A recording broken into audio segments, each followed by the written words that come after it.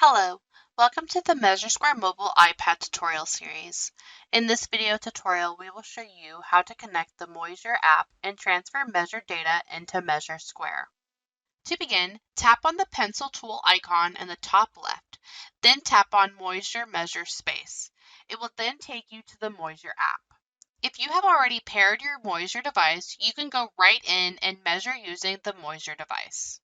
For more information on how to pair and measure using the Moasure device, please visit the Moasure website. To begin, I will start measuring a room by using my Moasure device. When I'm done with the last wall, I will tap Finish Measurement, then tap on the Tools icon and join Start Finish points to complete the room.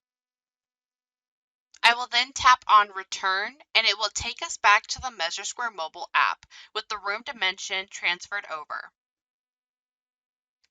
Next, we will show you how to use the free draw mode, which will be used to trace out oddly shaped rooms in MeasureSquare with the Moasure device.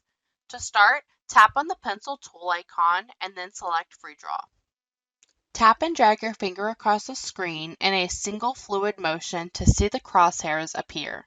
Lift your finger to indicate the starting point. Now drag it to the length of the first wall.